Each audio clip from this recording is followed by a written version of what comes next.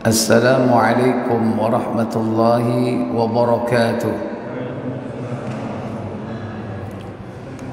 Innal hamdalillah nahmaduhu wa nasta'inuhu wa nastaghfiruh wa na'udzu billahi min sururi anfusina wa min sayyiati a'malina. Man yahdihillahu fala mudilla lahu wa man yudlil fala hadiya lahu. وأشهد أن لا إله إلا الله وحده لا شريك له وأشهد أن محمدا عبده ورسوله لا نبي بعده. اللهم صل وسلم وبارك على محمد صلى الله عليه وعلى آله وأصحابه ومن تبعهم بإحسان إلى يوم الدين. أما بعد. Puja dan puji syukur kita haturkan keharibaan ilahi. Dialah Al-Ma'bud, la ma'buda bihaqqin, sesembahan yang hak. Tidak ada sesembahan yang benar kecuali Allah Jalla wa'ala.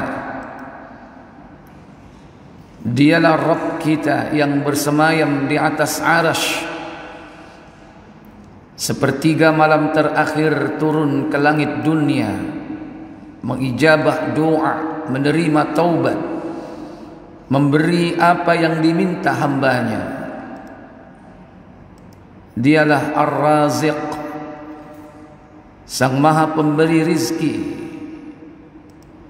Al-Muhyi wal-Mumit, yang menghidupkan dan mematikan, Al-Mudabbir, yang mengatur segala urusan seluruh makhluknya. Dialah Allah satu-satunya tempat bergantung, tempat niat, tempat berdoa, bernadar, tempat berkurban, tawakkul, menyerahkan diri kepada Allah Jalla wa'ala. Semoga Allah Tabaraka wa Ta'ala menjadikan kita hamba-hambanya yang istiqamah dalam iman, dalam Islam dan amal soleh hingga datangnya malakul maut menjemput kita. Semoga salawat dan salam tetap terlimpah kepada junjungan kita Nabi besar Muhammad sallallahu alaihi wasallam beserta seluruh keluarga dan keturunan beliau, para sahabat beliau radhiyallahu taala anhum ajma'in, dan kepada seluruh pengikutnya yang setia hingga tibanya hari kiamat. Ikhwatal iman, a'izzakumullah, Bapak Ibu, saudara-saudari yang dirahmati Allah Jalla wa Ala.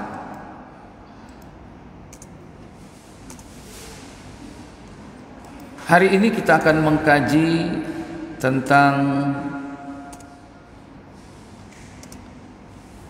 sebuah hadis yang di dalamnya Allah Tabaraka wa Ta'ala bertanya kepada Nabi kita Muhammad tentang perdebatan malaikat.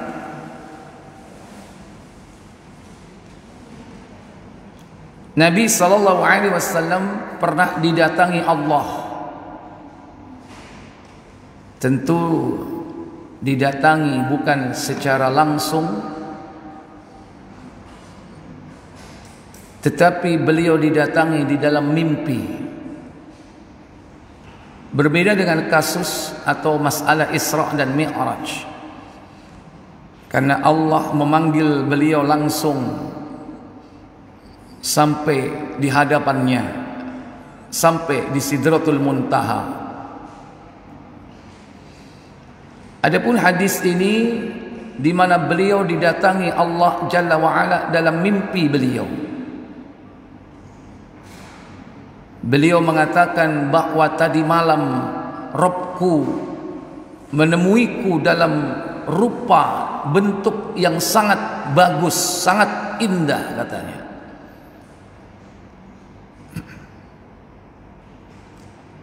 Kemudian Allah Jalla wa'ala bertanya, yakni tentang perkara apakah yang menjadikan malaikat yang tinggi, malaikat muqarrabin, malaikat al-a'la, mereka berdebat. Maka Nabi mengatakan tidak tahu. Barulah setelah Allah menyentuh bagian posisi kedua pundak beliau,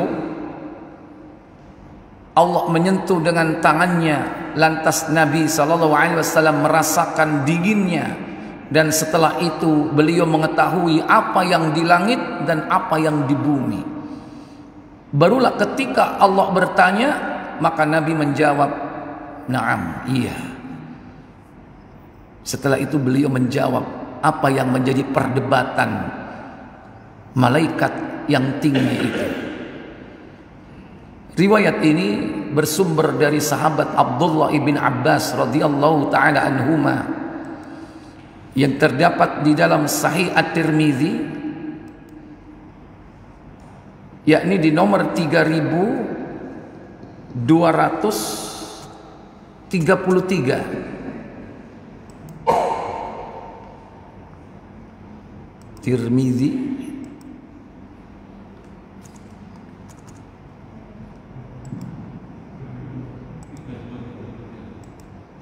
yang punya Tirmidzi boleh dibuka.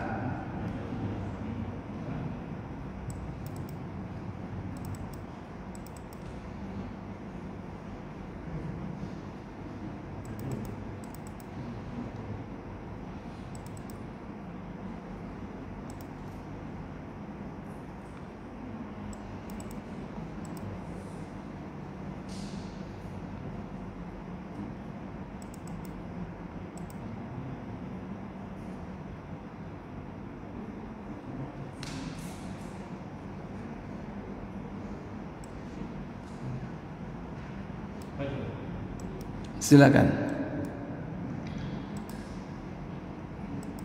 Dari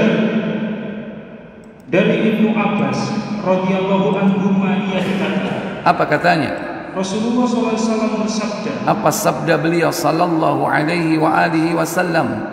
Tadi malam Rabbku tabaraka wa ta'ala menemuiku dalam bentuk yang paling bagus.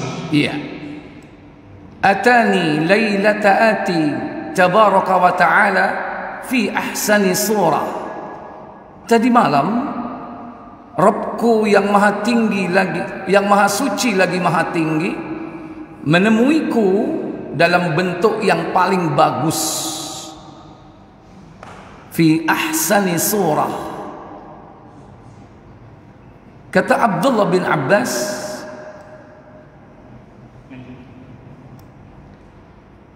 Ibnu Abbas berkata, aku kira beliau mengatakan kejadian itu dalam mimpi.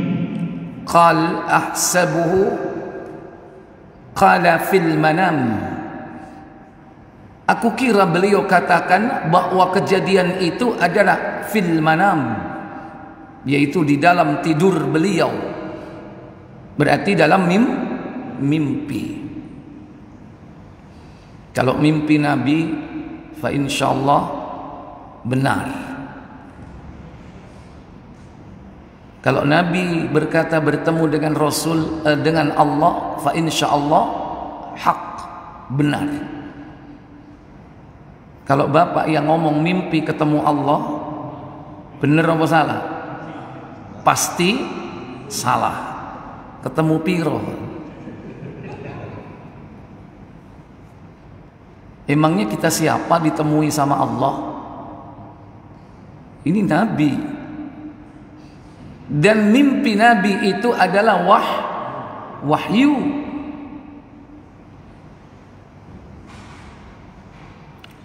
Kemudian apa kata Allah bertanya kepada Nabi? Lalu Allah Subhanahu wa taala berfirman. Apa firman-Nya? Hai Muhammad, apakah kamu tahu tentang masalah apa para malaikat itu bertengkar? Allah Jalla wa Ala berfirman, "Ya Muhammad, wahai Muhammad, Hal tadri yakhtasimul mala'ul a'la.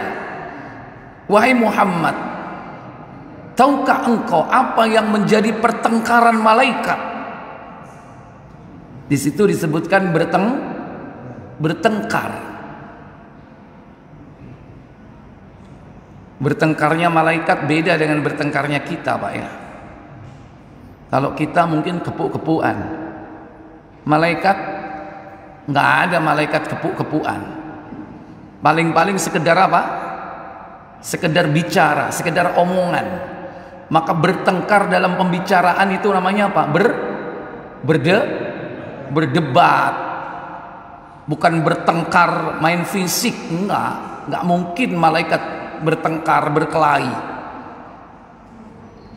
Jadi malaikat berdebat. Apa yang menjadi perdebatan mereka? Mala'ul a'la, malaikat yang tinggi itu, malaikat muqarrabin yang dekat dengan Allah. Beliau ditanya seperti itu, apa jawab beliau? Beliau bersabda, aku menjawab tidak tahu. Iya, qala qultu la. Aku tidak tahu wahai Allah.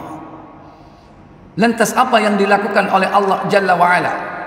Lalu Allah SWT meletakkan tangannya di antara dua bahuku atau tengkukku, hingga aku dapat merasakan dinginnya di antara kedua dadaku atau susuku. Fawadha'a yadahu baina katifayya. Maka Allah meletakkan tangannya di antara kedua bahuku. Hatta wajadtu bardaha, hingga aku merasakan betapa dinginnya.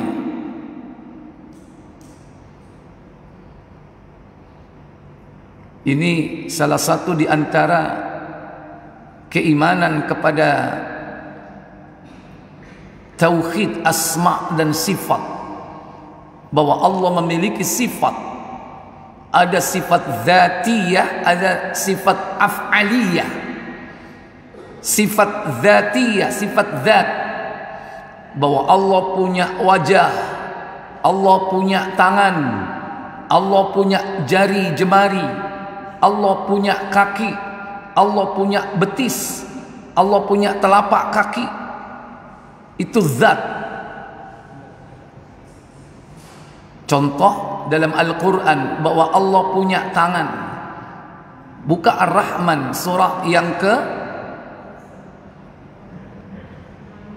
55, yaitu pada ayat yang ke-26 dan 27. Allah Jalla Jalaluhu berfirman, kullu man 'alaiha fan, kullu man 'alaiha fan, wa yabqa wajhu rabbika dzil jalali wal ikram, wa yabqa wajhu rabbika dzul jalali wal ikram. Apa kata Allah Jalla wa'ala? Semua yang ada di bumi itu akan binasa, dan tetap kekal zat Rabbmu yang mempunyai kebesaran dan kemuliaan. Itu lagi terjemahnya salah. Dan tetap kekal wajah Rabbmu yang mempunyai kebesaran dan kemuliaan. Iya. Dan tetap kekal wajah, di situ bukan zat ya. Tapi wajah. Kata Allah, kullu man 'alaiha fan. Setiap yang ada di bumi pasti akan binasa. Wa yabqa wajhu rabbik, dan tetap kekallah wajah Rabbmu. Wajhu di situ wajah Rabbmu. Dzul jalali wal ikram, yang memiliki kebesaran dan kemuliaan.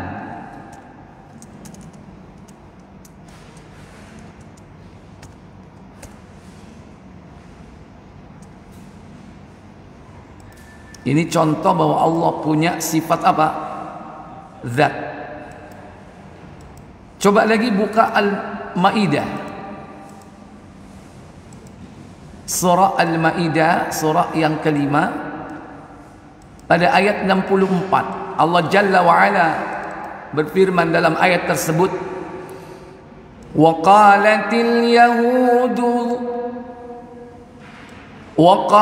الْيَهُودُ يَدُ اللَّهِ مَغْلُولَةٌ غُلَّتْ أَيْدِيهِمْ وَلُعِنُوا بِمَا قَالُوا بَلْ يَدَاهُ مَبْسُوطَتَانِ.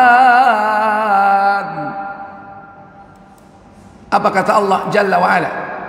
Orang-orang Yahudi berkata, tangan Allah terbelenggu. Iya, Yahudi itu mengakui sifat Allah, tapi disifati dengan sifat yang buruk, bahwa tangan Allah terbelenggu.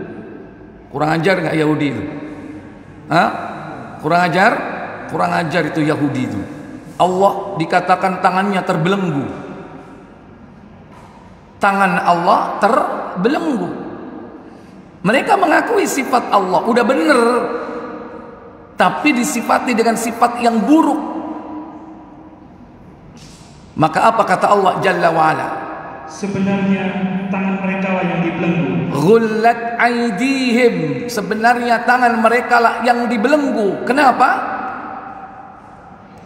Dan mereka lah yang dilaknat disebabkan apa yang telah mereka katakan itu. Walu'inu bima qalu, mereka dilaknat atas ucapan yang mereka lakukan itu. Bal, bahkan apa kata Allah?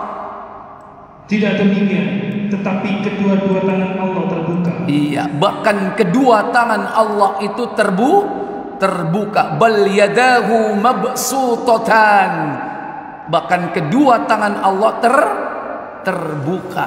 Berapa tangan Allah di situ disebut? Berapa?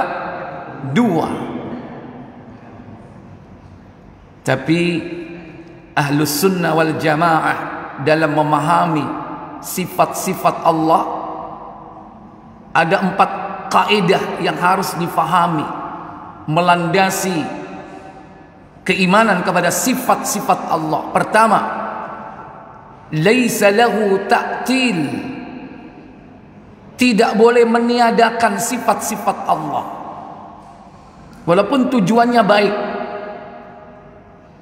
Kalau enggak masuk kelompok sesat, yaitu kelompok Jahmiyah yang ditokohi atau disponsori oleh Jahm bin Safwan, yang mengatakan bahwa tidak ada sifat-sifat Allah itu. Tujuannya apa mereka? Supaya manusia itu tidak menyerupakan dengan makhluk. Tujuannya itu supaya mereka betul-betul bisa mensucikan Allah. Tapi caranya keliru. Dia tolak sifat-sifat Allah. Seluruh sifat-sifat yang disebut dalam Al-Quran dan Sunnah, mereka katakan itu sifat yang tidak ada maknanya, yang tidak ada artinya. Ini kesalahan mereka, kesesatan orang-orang Jahmiyah, karena meniadakan sifat. Kaidah yang kedua, laisa lahu ta'wilun, tidak boleh mentakwil. Apa mentakwil itu? Memalingkan arti dari arti yang sudah maklum, yang sudah difahami. Kalau wajah, ya wajah, jangan dipalingkan kemuliaan, jangan ditulis zat. Kalau tangan, ya tangan. Coba diterjemah itu, semua ditulis tangan di sini. Jangan dipalingkan artinya sebagai apa? Kekuasaan. Tidak boleh dipalingkan makna dan artinya. Kalau tidak nanti masuk kelompok sesat. Siapa yang suka mentakwil sifat Allah? Mu'tazilah. Kelompok Mu'tazilah. Karena mereka lebih mengutamakan apa? Akal atau rasio. Rasionalis. Aqlaniyun. Kaidah yang ketiga, laisa lahu tamtsil, tidak boleh diserupakan dengan makhluk. Biasanya ini dilakukan oleh kelompok sufiyah yang menyerupakan Allah dengan makhluk, sampai pada puncaknya mereka meyakini bahwa tidaklah setiap yang ada di depan matanya berupa makhluk ini, melainkan Allah menyatu dengannya. Itulah akidah hulul. Puncaknya adalah ittihad, menyatunya Allah dengan hamba, manunggaling kawula Gusti. Ini dari kalangan sufiyah. Kaidah yang keempat, laisa lahu takyif, tidak boleh menanyakan hakikatnya. Bagaimana hakikat tangan Allah, wajah Allah, kaki Allah, telapak kaki Allah, segede apa, warnanya apa, bentuknya seperti apa? Tidak boleh bertanya. Kaif, tidak boleh bertanya bagaimana. Laisa lahu takyif, tidak boleh menanyakan hakikatnya. Ini 4 kaidah memahami sifat-sifat Allah. Maka imanilah sebagaimana apa yang telah ditetapkan Allah dan Rasulnya. Jangan meniadakan, jangan mentakwil, jangan menyerupakan, dan jangan pula bertanya tentang hakikatnya. Ikhwatal iman, a'izzakumullah. Kembali kepada hadis tadi, fawadda'a yadahu, Allah meletakkan tangannya, baina katifayya, di antara kedua bahuku, hingga wajadtu bardaha, aku merasakan betapa dinginnya, fi nahri, yaitu di antara kedua susuku, yang dimaksud adalah dada. Dari punggung tembus ke depan, dingin. Maka apa kata Nabi setelah itu? Ketika itu aku dapat mengetahui apa yang ada di langit dan apa yang ada di bumi. Setelah disentuh oleh Allah itu, maka Nabi mengatakan, fa'alimtu, aku mengetahui, ma fis samawati wa ma fil ardi, apa yang ada di langit dan apa yang ada di bumi ketika itu. Lantas Allah bertanya yang kedua, apa kata Allah? Allah Subhanahu wa taala berfirman lagi, "Hai Muhammad, ya Muhammad, apakah kamu tahu tentang masalah apa para malaikat itu bertengkar? Hal tadri fima yakhtasimul a'la?" Hai Muhammad, apakah engkau tahu apa yang menjadi pertengkaran, perdebatan malaikat yang tinggi? Barulah Nabi menjawab. Apa itu? Aku menjawab, iya. Naam. Kemudian apa kata Nabi sallallahu alaihi wasallam? Beliau bersabda tentang kafarat. Fil kafarat, yaitu tentang kafarat. Itulah yang menjadi pertengkaran malaikat. Tentang apa? Kafarat.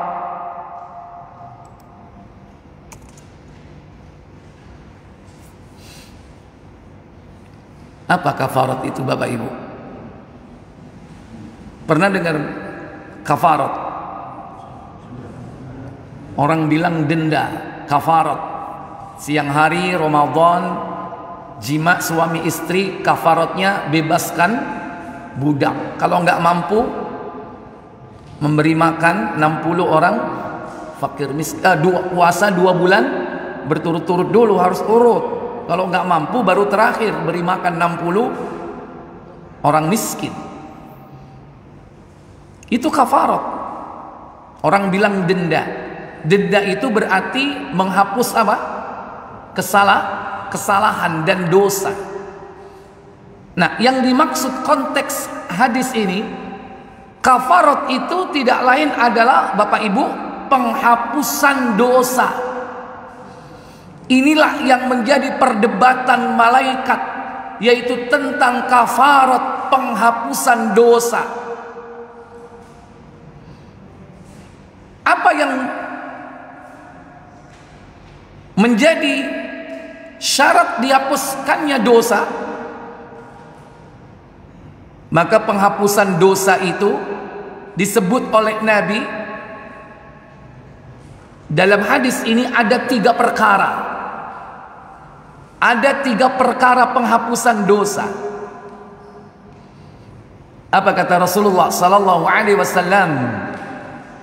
Kafarat adalah diam di masjid setelah melakukan sholat. Iya. Al-kaffarat, yang dimaksud kafarat, penghapusan dosa adalah al-mukthu fil masajidi ba'da sholawat, berdiam diri di masjid setelah sholat. Maksudnya apa berdiam diri setelah sholat? Apa? Zikir. Mangane ojo lamcing, salam pelencing. Baca istighfar, baca Allahumma antas salam. Jangan salam Allahumma lantas jalan. Duduk. Jangan keburu-buru. Mau kemana? Arep ngopi Ustaz. Ngantuk. Enggak apa-apa zikir seandainya ngantuk. Duduk, karena itu penghapusan dosa.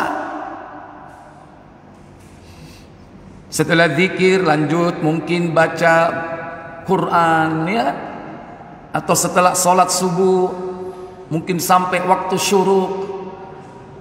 Bisa zikir itu mendengarkan tausiah, mendengarkan nasihat, mendengarkan kajian taklim. Itu termasuk zikrullah. Yang jelas di situ dia duduk. Bahkan dalam riwayat siapa yang duduk dalam kondisi bersuci sampai sholat berikutnya, maka dia dicatat sebagai orang yang melaksanakan sholat. Itulah yang disebut dengan ar-ribat. Ar-ribat, kalau makna aslinya ar-ribat itu berjaga di garis perbatasan antara negeri kaum muslimin dengan negeri kafir. Dan itu kalau matinya syahid. Menjaga waktu sholat untuk sholat berikutnya termasuk ar-ribat.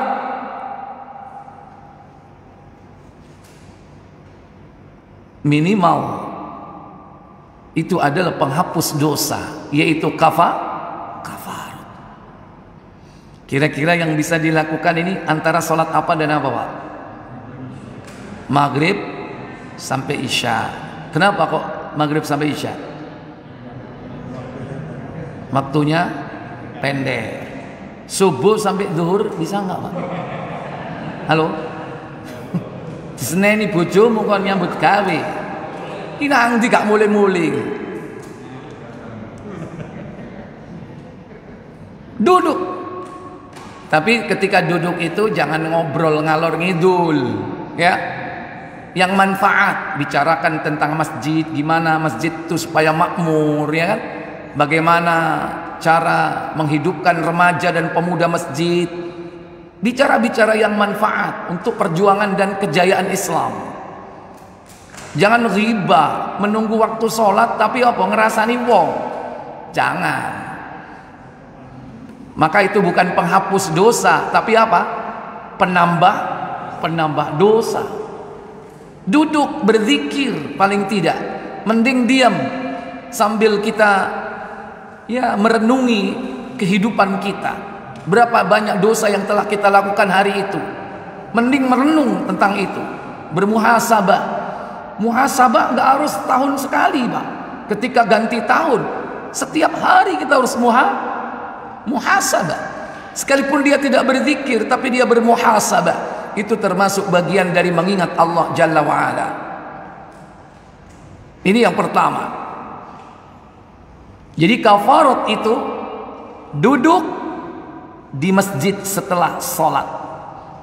Yang kedua, berjalan kaki menuju sholat berjamaah. iya. Wal masyu 'alal aqdam ilal jama'at. Berjalan kaki menuju sholat berjamaah. Tidak ada sholat berjamaah bagi laki-laki kecuali di mana? Di masjid. Berarti berjalan menuju ke masjid alal aqdam, dengan kaki, berarti dengan berjalan apa? Ya berjalan kaki.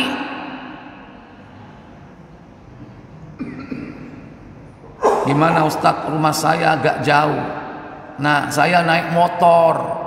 Apa enggak dihitung itu banyak muter itu? Enggak ada dalilnya. Enggak ada dalilnya ban muter. Kenapa enggak ada dalilnya? Saya tanya, dulu kendaraan ada enggak? Ada. Contohnya apa kendaraan? Kuda. Ada enggak hadis yang menjelaskan kaki kudanya yang dihitung? Tidak. Hadisnya menyebutkan alal aqdam. Maksudnya berjalan di atas kaki kita. Kaki. Bukan kaki kuda, bukan kaki unta, bukan kaki khimar, bukan ban.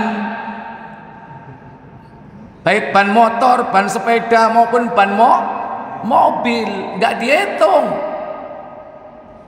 Dan yang dihitung ini berangkat atau pulangnya? Berangkat. Pulangnya nggak dihitung. Makanya pulang silakan naiki motornya. Kalau berangkat tonton. Loh, iya kan? Kan berangkatnya yang dihitung, pulang bebas. Budale melaku, mulai jaluk jemput. Susul. Boleh nggak? Boleh.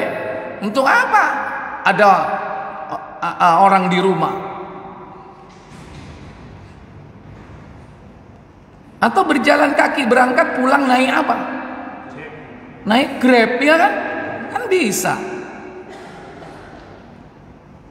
Nek gawa mobilnya di apa no? Disorong. Ya paling tidak kita mendapatkan bagian berjalan kaki antara tempat parkir sampai masjid. Lumayan nggak? Berapa langkah? Mangane nek parkir sing ado. Cik langkahnya makin banyak. Sahabat dulu itu kalau rumahnya dekat masjid, jalannya ngeliger dulu. Memperbanyak apa? Langkah. Ini penghapus dosa, dan ini yang menjadi pertengkaran malaikat tentang kafarat. Ternyata kafarat itu adalah salah satunya yaitu berjalan kaki menuju ke masjid untuk melaksanakan sholat berjamaah. Yang ketiga, apa kata Nabi? Kata Nabi sallallahu alaihi wasallam, menyempurnakan wudu di waktu-waktu tidak disukai. Iya. Wa isbaghul wudu, menyempurnakan wudu fil makarih, di saat-saat yang tidak disukai. Isbaghul wudu itu menyempurnakan wudu. Wudu itu sempurna apabila yang wajib dan yang sunnah terpenuhi sempurna. Kalau yang wajib-wajib saja, cuman apa yang wajib? Nah, yang wajib apa? Yang wajib. Coba dibuka Al-Maidah, surah yang kelima.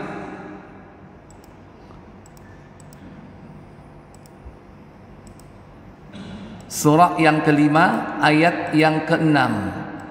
Allah Jalla Jalaluhu berfirman, Ya ayyuhalladzina amanu idza qumtum ilas salati faghsilu wujuhakum wa aydiyakum ilal marafiqi wamsahu biru'usikum wa arjulakum ilal ka'bain. Apa kata Allah Jalla wa Ala? Hai orang-orang yang beriman, apabila kamu hendak mengerjakan sholat, maka basuhlah mukamu. Faghsilu wujuhakum, basuhlah mukamu. Setelah itu, dan tanganmu sampai dengan siku. Wa aydikum ilal marafiq, dan kedua tanganmu sampai siku. Terus, dan sapulah kepalamu. Wamsahu biru'usikum, dan sapulah kepalamu atau usaplah kepalamu. Terakhir, dan basuh kakimu sampai dengan kedua mata kaki. Wa arjulakum ilal ka'bain, dan basuhlah kakimu sampai dengan kedua mata kaki. Cuman ada berapa? Rukun wudhu di sini yang wajib, tidak boleh ditinggal. Cuman ada 4. Sempurna atau tidak? Belum. Ini hanya tercukupi, cukup. Ada 4 disebutkan dalam ayat ini. Para ulama ahlul fiqh kemudian menambah 2 rukun. Yang pertama an-niyat. Niat di depan. Kemudian ditambah yang terakhir, yaitu apa? Tertib sesuai urutan, nggak boleh dilompat-lompat, nggak boleh habis kaki mengusap kepala, habis itu tangan, habis itu wajah, ngawur. Harus tertib sesuai dengan urutan yang disebutkan dalam ayat ini. Hanya cuman berapa? 4, kalau enggak 6. Padahal wudhu yang sempurna itu lengkap, yang wajib atau rukun maupun yang sunnah. Buka Muslim 177. Bagaimana wudhu yang sempurna itu?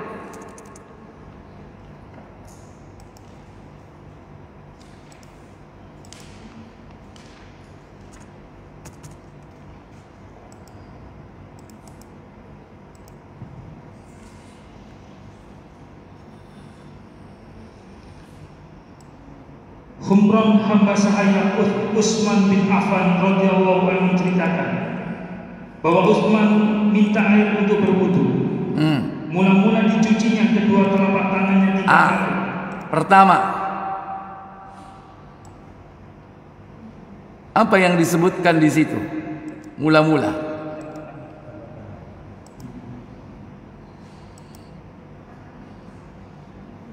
Mula-mula membasuh apa?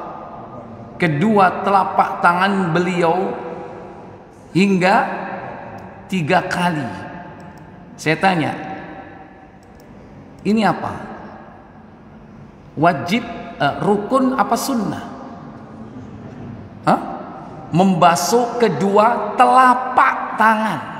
Telapak itu mana?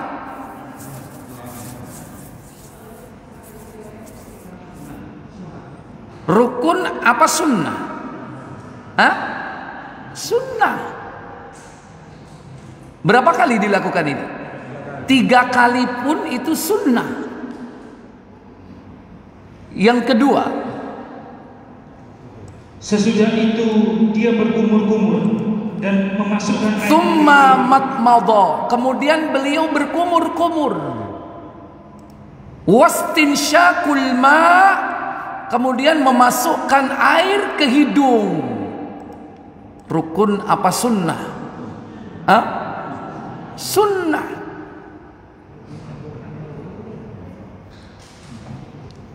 Sudah masuk yang wajib atau belum? Belum. Tadi yang wajib dalam Al-Maidah apa dulu pertama tadi? Wajah. Ini belum. Tapi ini semua dilakukan setelah niat atau sebelum niat? Setelah niat. Dan niat itu bagian dari rukun. Baik. Kemudian dia mencuci muka 3 kali. Nah, baru masuk ke apa ini? Baru masuk ke rukun. Thumma ghassala wajhahu 3 marrat. Kemudian beliau membasuh wajahnya sebanyak 3 kali. Terus sesudah itu mencuci tangan kanan hingga siku 3 kali. Iya. Thumma ghassala yadahu 3 marrat. Kemudian membasuh kedua tangannya sebanyak 3 kali. Dan 3 kali itu sunnah. Rukun atau sunnah? 3 kalinya sunnah. Membasuh tangannya apa? Rukun. Kalau di Quran tidak disebutkan atau disebutkan 3 kali? 3 kali di sini sunnahnya. Membasuh tangannya rukun. Wajib hukumnya. Kemudian jangan dipotong. Sesudah itu mencuci tangan kanan hingga siku 3 kali. Terus sesudah itu mencuci tangan kiri seperti yang kanan. Nah, kenapa dibedakan? Ya karena beda. Artinya tuntas dulu yang kanan, baru yang kiri. Jangan diganti-ganti. Kanan, kiri. Kanan, kiri. Kanan, kiri. Ada yang wudhu seperti itu? Wudhu itu kanan dulu 1, 2, 3. Kiri 1, 2, 3. Jangan kanan 1, kiri 1. Kiri kanan 2, kiri 2. Ada yang seperti itu? Kalau melihat hadis, kanan selesaikan dulu 3 kali, baru kiri 3 kali. Lanjut. Kemudian menyapu kepala. Iya. Thumma masaha ra'sahu. Kemudian beliau mengusap kepala beliau. Diusap kepalanya. Dalam hadis Bukhari itu dilakukan cuman sekali.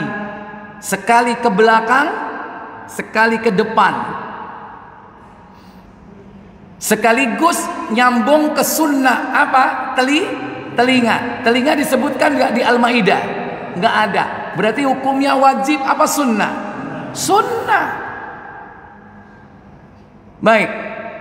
Baru setelah itu kemudian mencuci kaki kanan hingga 2 mata kaki 3 kali. Iya. Thumma ghassala rijlahul yumna 3 marrat. Kemudian membasuh, mencuci kaki beliau yang sebelah kanan sebanyak 3 kali. Jadi tuntas. Baru kemudian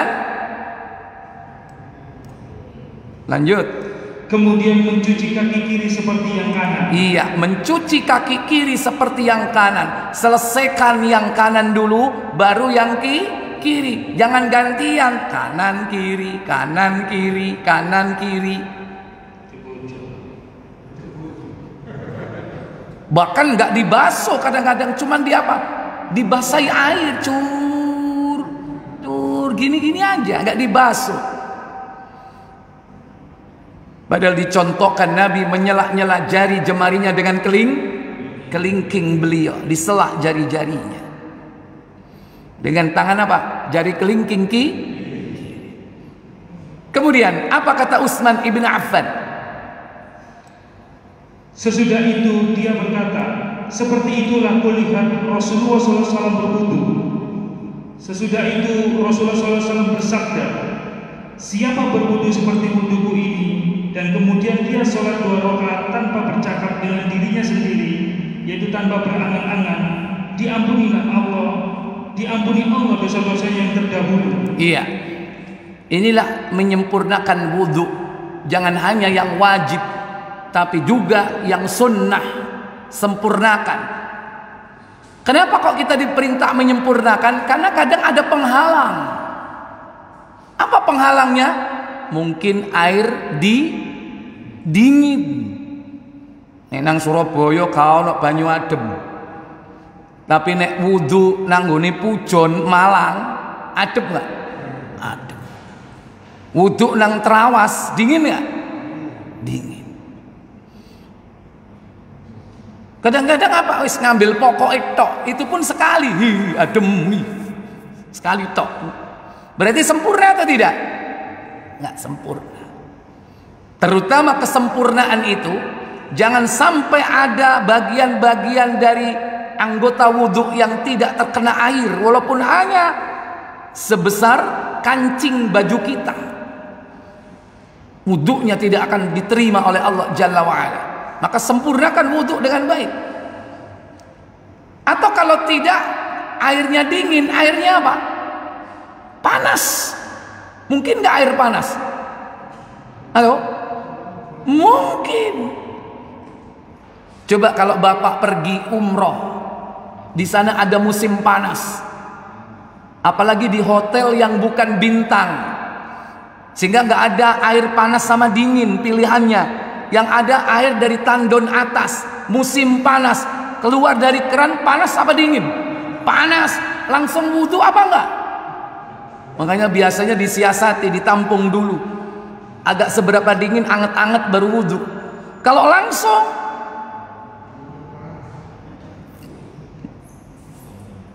tapi tetap sempurnakan wudhu fil makari, di saat yang tidak kau sukai. Atau yang ketiga, bukan airnya yang bermasalah, orangnya yang bermasalah, alias greges.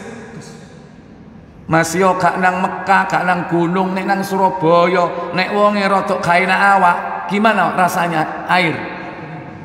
Tetap harus wudhu, gak boleh tayamum.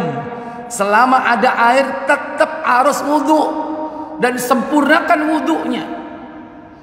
Selama tidak membawa madarat, jangan tinggalkan wudhu, karena ini merupakan penghapus dosa.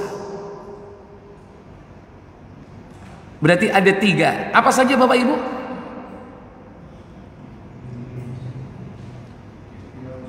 Apa kafarat itu? Pertama, berdiam diri di masjid setelah sholat. Yang kedua,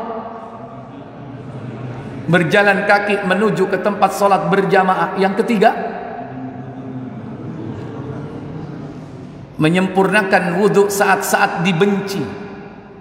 Ini yang pertama, tentang penghapusan dosa. Yang kedua, tentang apa malaikat itu berdebat?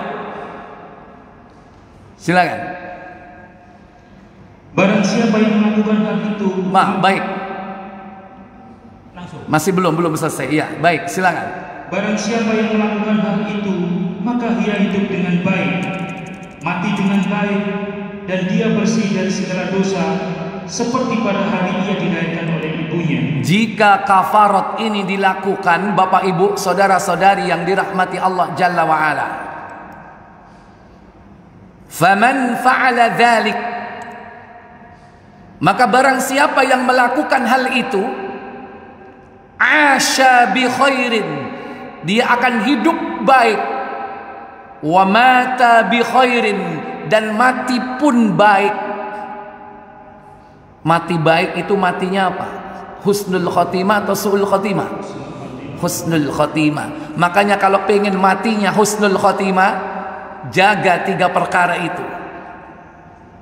Berdiam diri di masjid setelah sholat. Berarti sopo nendi nek ngono iku? Sopo masjid kon iku lho, mari sholat gak muli-muli, la opo ae nang masjid. Ojo direken. Bagaimanapun orang mukmin itu kerasan gak di masjid? Kerasan. Tapi ono sing gak kerasan nang masjid, kerasane nang war. Endi wonge ono?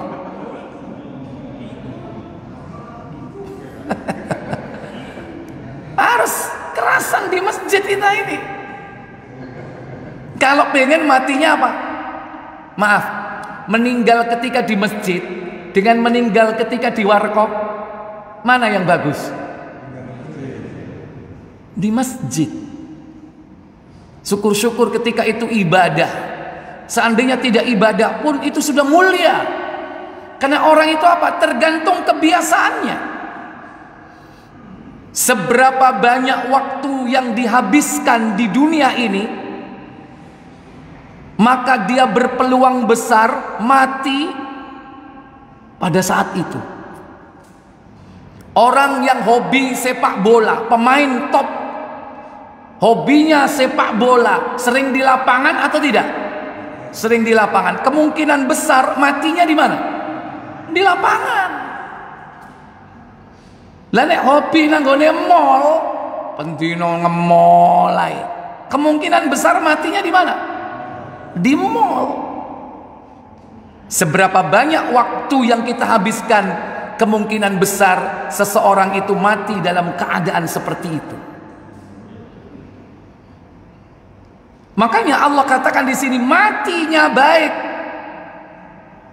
Hobinya di masjid, duduknya di masjid, tiap hari berjalan ke masjid, wudu selalu disempurnakan. Maka jangan heran kalau Nabi mengatakan hidup orang ini baik, asya bi khairin, bahkan famata bi khairin, mati pun baik. Apa kata Nabi selanjutnya? Fa kharaja min dunubihi kayaumi waladathu ummu. Apa kata beliau? Lalu Allah SWT berfirman, dia bersih. Belum? Sudah. Ya, ulangi lagi, boleh. Barang siapa yang melakukan hal itu, maka ia hidup dengan baik, mati dengan baik, dan dia bersih dari segala dosa seperti pada hari ia dilahirkan oleh ibunya. Seperti pada hari ia dilahirkan dari rahim ibunya, bersih tanpa ada dosa. Inilah yang disebut kafarat. Yang kedua, tentang apa malaikat itu berdebat, bertengkar. Apa kata Allah Jalla wa'ala? Maaf, belum. Lalu, ya. Lalu Allah SWT berfirman. Apa firmannya? Yang artinya, hai Muhammad, apabila engkau selesai melakukan sholat, maka ucapkanlah, ya Allah, sesungguhnya aku memohon kepadamu dapat melakukan segala kebajikan, meninggalkan segala kemungkaran, dan mencintai orang-orang miskin. Nah, setelah itu Nabi diperintah oleh Allah berdoa. Dan tentunya perintah Allah kepada Nabi ini juga untuk kita semua, Bapak Ibu. Apa doa yang harus dibaca? Baik. Lalu Allah berfirman, ya Muhammad, wahai Muhammad, idza shallaita, jika engkau telah melakukan salat. Salat apa saja? Salat fardu atau solat-solat sunnah yang lain, pokoknya solat. Ya tentu yang paling utama solat apa? Solat fardu, solat wajib. Jika kau telah melakukan solat, fakul, maka ucapkanlah, Allahumma, wahai Allah, inni as'aluka, sesungguhnya aku meminta kepadamu, fi'lal khairat, dapat melakukan segala kebajikan, wa tarkal munkarat, meninggalkan segala kemungkaran, wa hubbal masakin, mencintai orang-orang miskin, wa idza aradta bi'ibadika fitnatan, jika engkau menghendaki siksa dunia terhadap hamba-hambamu, faqbidni ilaika ghaira maftunin, maka jemputlah aku menemuimu tanpa siksa. Perhatikan doa ini. Apa mungkin Nabi disiksa? Apa mungkin Nabi disiksa? Kalau doa ini berisi jemputlah aku kepadamu, maksudnya wafatkan aku kepadamu tanpa disiksa, tanpa diberi azab. Berarti untuk siapa sebetulnya doa ini? Untuk siapa? Untuk kita semua umatnya. Dan ini dibaca setelah sholat. Sudah pernah baca doa ini Bapak Ibu? Hafalkan, baca dan amalkan. Ada berapa permintaan di sini? Ada 4 permintaan. Pulang harus sudah hafal. Allahumma, ayo bersama. Jangan malu mengucapkan, supaya dimudahkan untuk menghafalkannya. Allahumma inni as'aluka fi'lal khairat. Ini permintaan pertama, agar dapat mengerjakan kebaikan. Fi'lal khairat, ayo. Wa tarkal munkarat. Yang kedua, agar dihindarkan dari berbuat mungkar, meninggalkan perbuatan-perbuatan mungkar. Wa tarkal munkarat, wa tarkal munkarat, ayo. Wa hubbal masakini, wa hubbal masakin.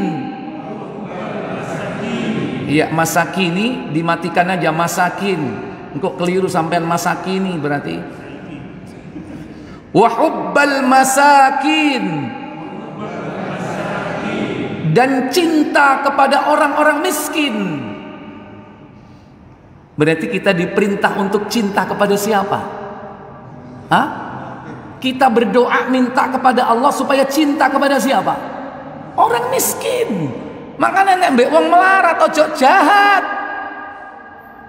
Diperintah kita mencintai orang miskin. Jangan hina dia, jangan caci dia, jangan hardik dia. Dan yang keempat ini, permintaan kita agar tidak tertimpa musibah. Dengan musibah itu kemudian kita mati. Makanya kalimatnya, wa idza aradta bi'ibadika fitnatan. Jika engkau menghendaki sebuah fitnah, azab, siksa bagi suatu kaum, bu tsunami, bu banjir bandang, bu gunung watuk, azab itu bisa jadi. Kita dihindarkan. Fakbitni ilaika, maka jemputlah aku. Seandainya kita mati ghairu maftunin, mati dalam keadaan tidak terkena azab itu. Wa idza aradta, ayo lagi, wa idza aradta bi'ibadika fitnatan, bi'ibadika fitnatan faqbidni. Ya, itu qaf faq bid dad faqbidni, maksudnya wafatkan aku, jemputlah aku, ilaika, kepadamu. Faqbidni ilaika, ayo lagi, faqbidni ilaika ghairu maftunin, ghairu maftunin. Saya ulang, Allahumma inni as'aluka fi'lal khairat wa tarkal munkarat wa hubbal masakin wa idza aradta bi'ibadika fitnatan faqbidni ilaika ghaira maftunin. Sekali lagi saya ulang, perhatikan ya, sing nyatet dicatet, sing ono HP direkam kan iso, mulai dirungokno. Allahumma inni as'aluka fi'lal khairat wa tarkal munkarat wa hubbal masakin wa idza aradta bi'ibadika fitnatan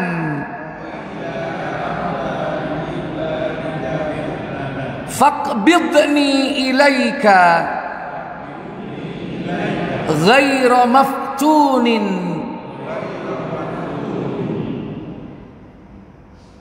Dibaca kapan ini? Sesudah sholat. Nabi ketika diperintah oleh Allah membaca ini, diamalkan nggak sama Nabi? Halo, Nabi diperintah Allah membaca ini, kira-kira diamalkan nggak sama Nabi? Kaono Nabi balelo itu pasti diamalkan. Nah kita juga begitu, amalkan. Baik, selanjutnya apa yang menjadi perdebatan malaikat? Saat itu Rasulullah SAW juga bersabda, sedangkan hal-hal yang dapat mengangkat derajat adalah, iya, yang dapat mengangkat derajat itu tidak lain adalah fid darajat, adalah menyebar atau mengucapkan salam. Iya, dalam perkara mengangkat derajat, yang pertama yang disebutkan di sini adalah ifsa'us salam, yaitu apa? Menyebarluaskan salam. Ini yang menjadi perdebatan malaikat. Kalau tadi menghapuskan dosa, kalau ini mengangkat derajat. Maka tebarkan salam. Salam di sini bisa bermakna hakiki, bisa bermakna majazi. Menebarkan salam bermakna majazi, menebarkan perdamaian. Orang Islam itu tidak suka pertengkaran, pertikaian, permusuhan, perkelahian, peperangan. Nggak suka. Orang Islam itu harus cinta apa? Cinta damai. Itu perintah menebarkan perdamaian. Bahkan Nabi sampai mengatakan, aku jamin bagi seseorang mendapatkan surga tertinggi apabila dia meninggalkan perdebatan, sekalipun dia pada posisi yang benar. Makanya nggak usah debat. Tugas kita menyampaikan. Dibantah, ya sampaikan lagi. Mungkin belum sempurna kita menyampaikan. Dibantah, ya sudah, nggak usah didebat. Tugas kita hanya menyampaikan. Nabi menjamin mendapatkan surga bagi mereka yang meninggalkan perdebatan, apalagi pertikaian, pertengkaran. Yang kedua, menyebarkan salam ini bisa bermakna hakiki, yaitu apa? Memang betul-betul mengucapkan salam. Karena fenomena mengucapkan salam hanya kepada yang kenal itu sudah menjadi sesuatu yang menggejala, merajalela. Salam hanya bagi orang yang dikenal saja. Kalau nggak kenal nggak salam. Padahal kita tahu dia Muslim. Dia jalan berpas-pasan dengan kita, bajunya kuku, pakai kopiah, jenggot lagi. Saya tanya, Muslim nggak itu? Muslim. Begitu sudah dekat, kadang nggak salam, cuman senyum, monggo. Kenapa kok kita tidak ucapkan salam? mungkin barangkali kita terhalangi mendapatkan derajat di sisi Allah. Maka kalau kita ingin meraih derajat di sisi Allah, tebarkan salam. Mayoritas negeri ini Islam, Muslim. Di kantor, assalamualaikum. Di pasar, assalamualaikum. Mall itu rata-rata mayoritas Muslim apa orang kafir? Muslim. Pernah nggak masuk mall assalamualaikum? Halo? Bis, angkot rata-rata Muslim apa non Muslim? Muslim. Pernah nggak naik bis, begitu naik tangga assalamualaikum warahmatullahi wabarakatuh? Pernah nggak? Kenapa enggak? Hah? Takut apa? Takut dianggap minta sumbangan atau dianggap pengamen? Dua-duanya.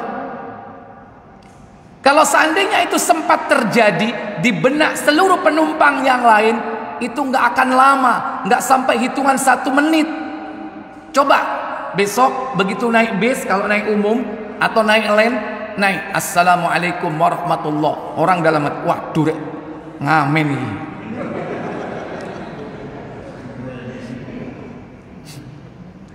Tapi begitu ada dalam benak mereka, kita jalan ke belakang. Loh, kok nang buri? Loh, kok longgo? Loh, kondektor jaluk duit, dikai duit. Iyalah, tiba penumpang. Hilang nggak image tadi? Hilang, nggak sampai 1 menit. Tapi kita sudah sukses menebarkan salam untuk meningkatkan derajat di sisi Allah Jalla wa'ala. Apa yang menghalangi kita? Kadang isin. Apa lagi? Apa alasannya? Hah? Kalau enggak malu apa? Sungkan mbek sopo nang bis. Yang ana pejabat nang kono. Semua itu karena apa? Hati kita ini sudah diblok oleh syaitan. Ojo kon kok diwarang amen kon kok. Itu syaitan itu. Blok itu. Coba seperti itu. Dimanapun kita berada, mau ke warung, mau beli nasi pecel, mau beli apa, kalau dia tahu Muslim, assalamualaikum. Sahabat dulu itu untuk menyebarkan salam, mereka itu datang ke pasar di lapak-lapak untuk menyampaikan salam saja. Assalamualaikum warahmatullahi wabarakatuh. Pindah lagi ke lapak. Assalamualaikum warahmatullahi. Karena salam itu doa. Mereka kalau berperang, naik kendaraan, terpisah dengan bangunan, terpisah dengan pohon, ketemu lagi, bukan cilukba. Nah, bukan. Assalamualaikum warahmatullahi. Terpisah lagi, ketemu lagi. Assalamualaikum. Begitu, Pak. Makanya derajat mereka luar biasa di sisi Allah. Karena mereka haus kepada kebaikan. Apa yang disampaikan Nabi, mereka sangat ambisius mengamalkannya. Sangat ambisi mendapatkan pahala. Itu sahabat. Baik, setelah itu apa tentang derajat? Yaitu yang kedua, memberi makan. Wa it'amut ta'am, memberi makan. Memberi makan ini kepada siapa? Hah?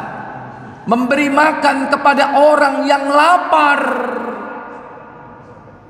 Nek gak luwe lapo dikei mangan. Gak kira di pangan wong wis war. Nabi mengatakan secara umum, wa it'amut ta'am, memberi makan. Siapa? Orang yang butuh makanan. Dan orang yang butuh makanan tidak mengenal dia kaya atau miskin. Nabi tidak membatasi hanya untuk orang miskin. Itu hanya prioritas saja karena mereka sangat membutuhkan. Termasuk juga siapapun. Termasuk orang kaya. Kenapa? Orang kaya bisa lapar nggak? Orang kaya bisa lapar nggak? Nah, pas dia lapar, beri makan. Dan itu pahala. Contoh, Sekarang banyak marak Jumat berkah. Nggih apa betul? Yang makan itu apa semuanya orang miskin? Enggak. Kadang orang yang punya mobil, ya berduit, rumahnya bagus, mobilnya banyak, anaknya banyak, istrinya satu.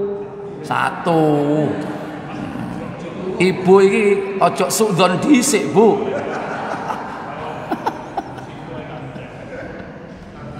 Ya kan? Tapi kadang ketika di masjid males datang ke warung, males datang ke resto. Iki ae ketok ane segone enak nek ndelok bungkus rek.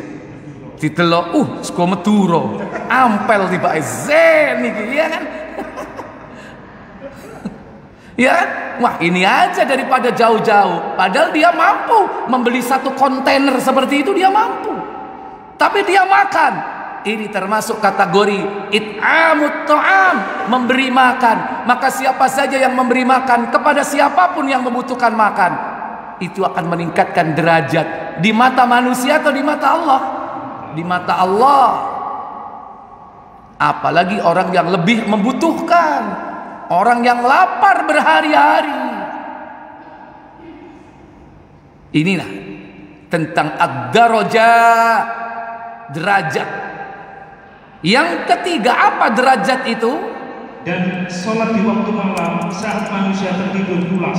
Wassalatu bil-laili wan-nasu niyam. Dan sholat di waktu malam pada saat manusia terlelap tidur. Sholat apa ini Bapak Ibu? Sholat tahajud. Kata Allah Jalla Jalaluh, yaitu di dalam surah Al-Isra 17. Allah Tabaraka wa Ta'ala berfirman pada ayat yang ke-79. Wa minal laili fatahajjad bi nafilatan laka asa an yab'athaka rabbuka maqaman mahmuda. Apa kata Allah Jalla wa Ala? Dan pada sebagian malam hari bersolat tahajudlah kamu sebagai suatu ibadah tambahan bagimu. Mudah-mudahan Rabbmu mengangkat kamu ke tempat yang terpuji. Asa ayyab'atsaka rabbuka maqaman mahmuda. Mudah-mudahan Rabbmu mengangkat dirimu, yaitu sampai ke tempat yang tinggi yang disebut dengan apa? Maqaman mahmuda, yaitu tempat yang terpuji. Ini janji Allah Jalla wa'ala. Ketika manusia itu pada tidur, orang itu bangun di malam hari untuk mengerjakan sholat tahajud. Kalau seandainya tidak tidur pun, itu juga termasuk disebut dengan sholatul lail, sholat malam. Tapi ketika dia bangun tidur dan melakukannya, maka istilahnya menjadi tahajud. Dua-duanya merupakan sholat malam, terutama sepertiga malam terakhir. Pada saat itulah waktu yang sangat berat bagi orang untuk bangun. Maka orang-orang yang pengen mendapatkan derajat yang tinggi di sisi Allah, jangan tinggalkan sholat malam atau tahajud, sekalipun hanya 2 rakaat. 2 rakaat tutup witir 1 rakaat, itu sudah mencukupi. Yang penting lakukan secara istiqamah, dan setelah itu banyak-banyaklah istighfar, mohon ampun kepada Allah sampai datangnya azan subuh. Itulah ciri-ciri orang-orang yang bertakwa dan akan mendapatkan surga Allah Jalla wa'ala. Coba perhatikan di dalam surah Adz-Dzariyat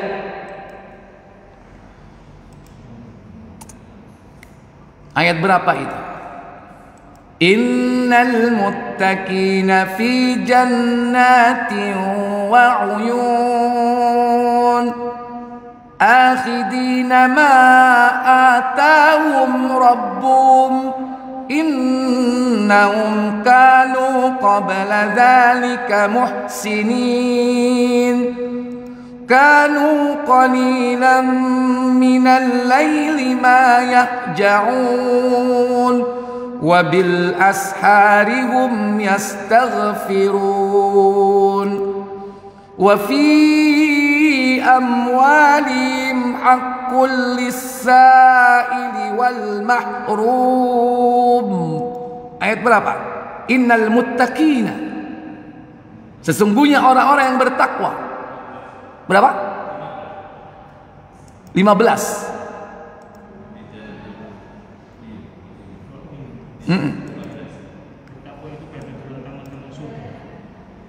Iya. Silakan baca. 15 dan seterusnya. Sesungguhnya orang-orang yang bertakwa itu berada dalam taman-taman surga dan mata air. Iya.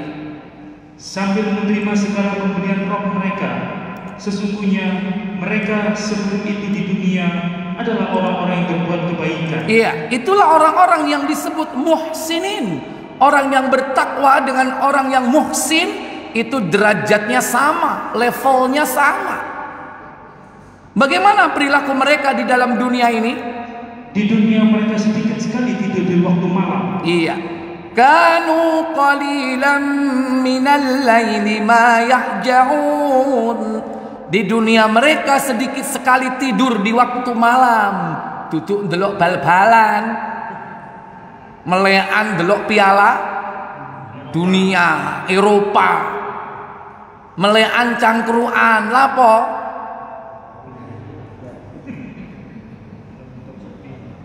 Ya wis seru dhewe lah. Biasanya nek melekan laopo. Mereka sedikit tidur di malam hari untuk apa? Tahajud, sholat maksudnya. Setelah sholat apa yang dilakukan? Wabil asharihum yastaghfirun. Apa itu? Dan selalu memohonkan ampunan di waktu pagi sebelum fajar. Iya, waktu terbaik mohon ampun waktu sahar, waktu sahur. Setelah tahajud mungkin kalau tradisi di sini ya dimulai tanda tarhim. Tarhim, sudah nggak sholat kita. Apa? Banyak istighfar. Gimana? Tarhim itu gimana? Assalatu wassalamu alaik ya imam al-mujahidin. Iku apa? Quran apa hadis? Duduk Quran ya duduk hadis. Iku cerita. Ceritane Kanjeng Nabi Isra Mi'raj. Dibuat syair. Ya, jadi tradisi di negeri kita biasanya menjelang fajar atau menjelang subuh. Di sini jadi tradisi waktu imsak. Itu 10 menit kurang lebih. Cukup kita banyak istighfar kepada Allah. Ya, terus kemudian nomor 19. Dan pada harta-harta mereka ada hak untuk orang miskin yang meminta dan orang miskin yang tidak mendapat bagian. Wa fi amwalihim, dan pada harta-harta mereka haqqul lis-sa'ili wal mahrum, ada hak bagi orang-orang miskin, baik yang meminta-minta ataupun yang tidak mendapatkan bagian karena dia diam, menengai, menjaga ifahnya, menjaga harga dirinya, padahal dia butuh tapi dia tidak apa? Tidak minta. Itulah hakikat orang miskin. Orang miskin itu tidak cukup kebutuhan hidupnya, tapi dia memelihara dirinya, kehormatan dirinya dari meminta. Kadang yang keliling minta-minta itu belum tentu miskin. Kadang itu profesi. Memang profesinya ngemis sampai karo omahe tingkat duwe mobil. Ya kan? Ada satu desa semuanya apa? Profesinya ngemis. Omane api-api. Nek Jumat di drop nang Surabaya derel mencar. Nggo pakaian dinas ya kan? Elek-elek kok mulai ganti maneh. Nah, kalau yang seperti itu pun kata Allah Jalla wa Ala, fa ammas sa'ila fala tanhar, surat Ad-Duha. Fa ammas sa'ila, dan kepada peminta-minta fala tanhar, jangan kau menghardik. Apa menghardik itu? Ya ojo bentak, ojo ngusir. Rono sik enom njaluk. Mbok rono lho nguras-nguras got kono lho nyambut gawe. Kalau mau ngasih ya ngasih, kalau ndak ya diem sepurane. Ya kan? Sepuntene Pak nggih. Ojo ngeki tapi dilokno. Wis yo terakhir awas kon langganan rene kon. Jangan dihardik, biarkan. Karena dia nanti tanggung jawab juga di hadapan Allah Jalla wa Ala. Kenapa? Pengemis nanti di akhirat itu apa? Dia datang mukanya nggak ada dagingnya, alias apa? Tengkorak, ya. Muslim nomor 1000 itu. Peminta-minta datang di akhirat menghadap kepada Allah dengan muka tanpa daging. Hadis ini dipakai untuk kita, jangan sampai minta-minta, ya kan? Ojo digawe dalili wong wis kon kulo delon bukan. Peminta-minta hati-hati kon, tengkorak kon, ya kan? Nek gak ngeki wis gak usah tindak dalili, ya kan?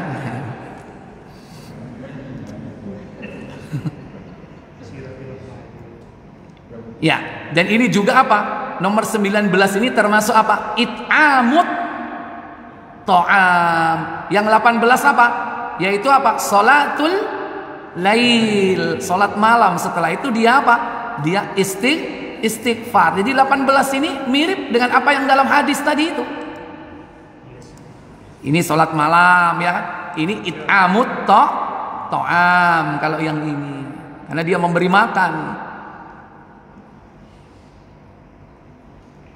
Baik, ikhwatal iman, aizakumullah. Masih ingat apa yang menjadi perdebatan malaikat? Ada 2 perkara. Apa saja 2 perkara itu? Fil kafarat. Yang kedua, wa fid darajat, dalam penghapusan dosa dan peninggian derajat. Kafarat ada 3, derajat ada 3. Apa kafarat penghapus dosa? Al-mukthu, berdiam di masjid menunggu waktu sholat atau setelah sholat, menuju sholat jamaah, menyempurnakan wudu. Apa peningkatan derajat? Menebarkan salam, memberi makan, dan kemudian sholat malam ketika manusia pada terlelap tidur. Inilah yang menjadi perdebatan, pertengkaran malaikat yang tinggi. Semoga Allah memudahkan kita untuk mengamalkan hal tersebut. Wa akhiru da'wana walhamdulillahi rabbil alamin. Wassalamualaikum warahmatullahi wabarakatuh. Baik, silakan kalau ada pertanyaan saya berikan waktu. Monggo silakan. Waalaikumsalam warahmatullahi.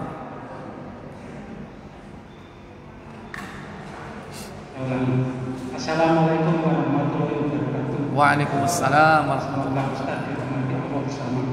Amin. Nah, saya tanyakan dengan satu Ustaz. Nggih. Masalah malaikat. Apakah malaikat itu mempunyai identitas sayap? Soalnya malaikat Jibril itu mempunyai sayap 600. Cuma itu aja. Terima kasih. Assalamualaikum warahmatullahi wabarakatuh. Waalaikumsalam warahmatullahi wabarakatuh. Baik. Kalau ditanya malaikat itu yakni memiliki sayap, janah, ya. Janah itu adalah sayap. Sebagaimana tadi dikatakan bahwa malaikat Jibril itu memiliki apa? Berapa sayapnya? 500, ya. Adapun malaikat secara umum itu memang Allah berikan karunia, yakni al-ajnihah, yaitu sayap-sayap. Karena minimal janahain, sayapnya itu ada 2. Dan sayap malaikat itu dimulai dari 2, 3, dan seterusnya. Sebagaimana hal itu yang disebut oleh Allah Jalla wa'ala dalam surah Fatir, surah yang ke-35, Alhamdulillahi fatiris samawati wal ardi ja'ilil malaikati rusulan uli ajnihatim mathna wa thulatha wa ruba'. Ayat pertama. Silakan. Segala puji bagi Allah, pencipta langit dan bumi, yang menjadikan malaikat sebagai utusan-utusan untuk mengurus berbagai macam urusan, yang mempunyai sayap, masing-masing ada yang dua, 3, dan 4. Iya. Allah menambahkan pada ciptaannya apa yang dikehendakinya. Sesungguhnya Allah Maha Kuasa atas segala sesuatu. Iya. Alhamdulillah, segala puji bagi Allah. Fatiris samawati, Rabb yang menciptakan langit, wal ardi, dan juga bumi. Ja'ilil malaikati, yang telah menjadikan malaikat rusulan, sebagai utusan Allah. Uli ajnihatin, di mana Allah memberikan malaikat itu sayap. Mathna, berapa? 2. Jadi dimulai dari berapa? 2. Wa thulatha, berapa? 3. Kok ganjel ya Ustaz? Sudah kita nggak tahu. Sayap situ sebelandi.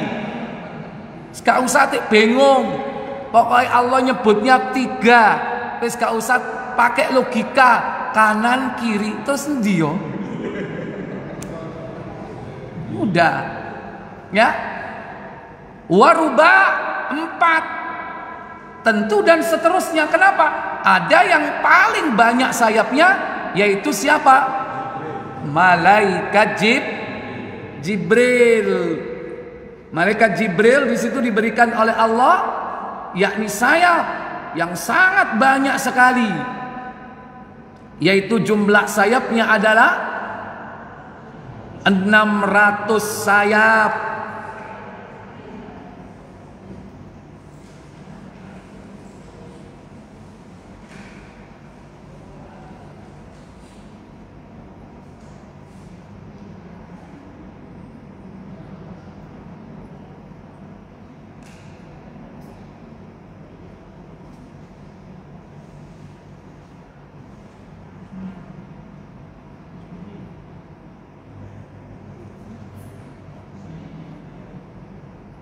Itu ada di Bukhari, itu 600 sayap.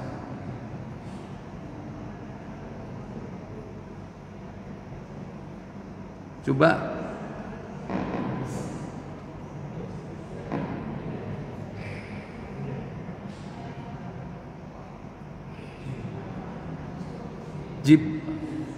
Bukhari 4478. Bukhari 4478.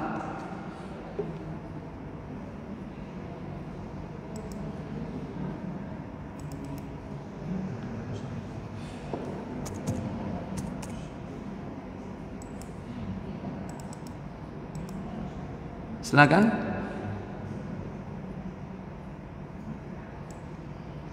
Abdul Wahid telah menceritakan kepada kami, As-Sibani dia berkata, aku mendengar sir dari Abdullah mengenai firman Allah, maka jadilah dia dekat pada Muhammad sejarak 2 ujung busur panah atau lebih dekat lagi.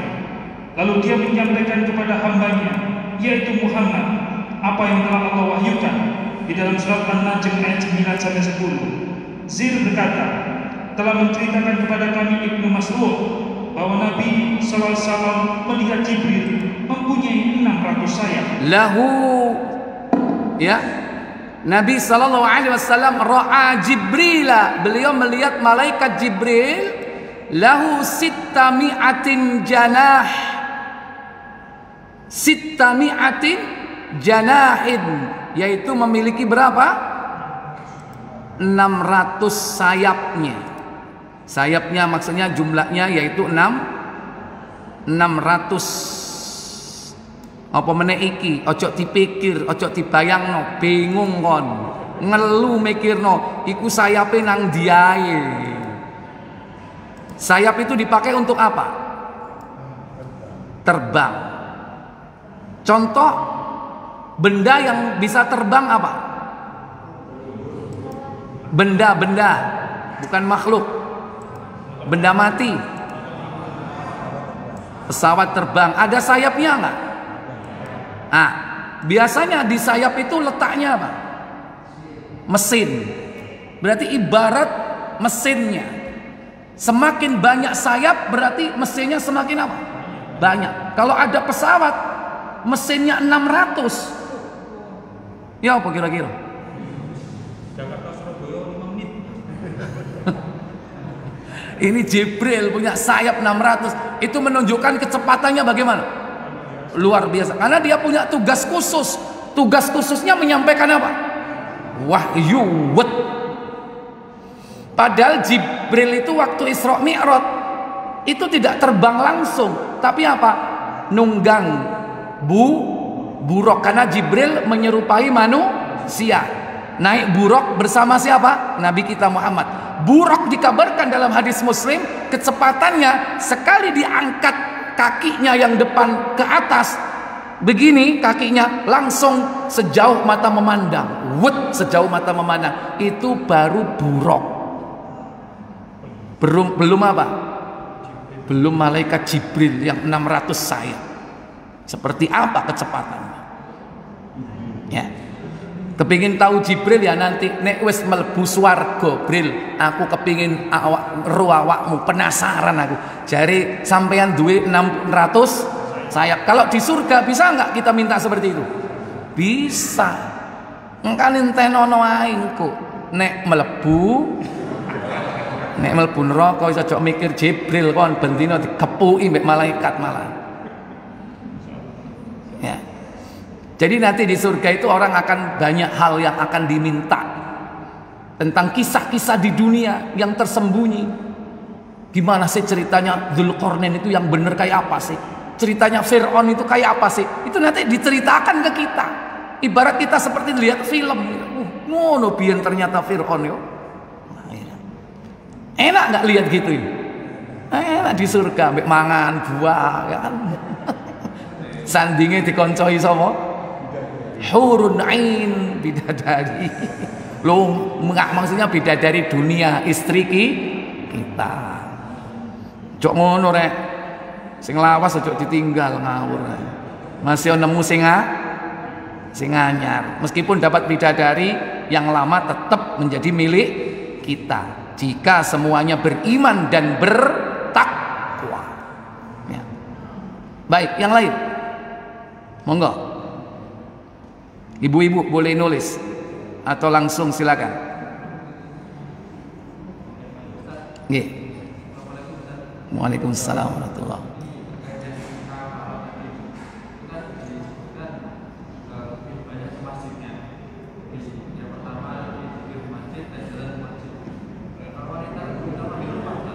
Iya. Iya, ini mestinya yang tanya perempuan ini. Iya, tapi diwakili karena di sana nggak ada yang tanya. Ustadz dari tadi di masjid, ya kan, berjamaah ke masjid, lagi zikir juga, ya kan. Gimana bagi wanita? Bagi wanita, ya tempat terbaiknya itu di rumah. Di rumah. Salat wanita itu lebih utama di rumah daripada di masjid. Maka hadis ini pun berlaku bagi wanita di mana? Di rumahnya. Bagaimana menerapkannya? Ketika selesai salat fardu, jangan kemana-mana, zikir. Ojo begitu salat langsung dilepas nang ngarep TV drakor. Ya kan? Sinetron. Zikir dulu, baca Quran dulu, doakan suaminya yang keras-keras keringat banting tulang di luar rumah supaya pulang dalam kondisi apa? Selamat. Doa itu jangan lupa untuk suami dan anak-anaknya. Duduk dulu. Itu waktu yang bagus untuk berdoa. Termasuk doa yang diajarkan Nabi tadi. minta fi'lal khairat wa tarkal munkarat itu. Terapkan di rumah. Yang kedua, berjalan menuju sholat jamaah. Ada dua. Apa mungkin bagi wanita ada sholat jamaah di rumah? Mungkin. Dengan siapa dia sholat berjamaah? Dengan para wanita yang lain. Mungkin ada anak perempuan. Mungkin kalau nggak ada anak perempuan, mungkin dengan pembantu. Atau dengan orang-orang perempuan yang ada di rumah. Atau dengan anaknya. Mungkin dia belum wajib ke masjid. Mungkin dia masih belum balik, ya kan? Di rumah, tapi dia bisa ngimami orang tuanya berjamaah. Nah, yang kedua, berjalan menuju ke tempat sholat berjamaah. Berarti dia berjalannya dari mana ke mana?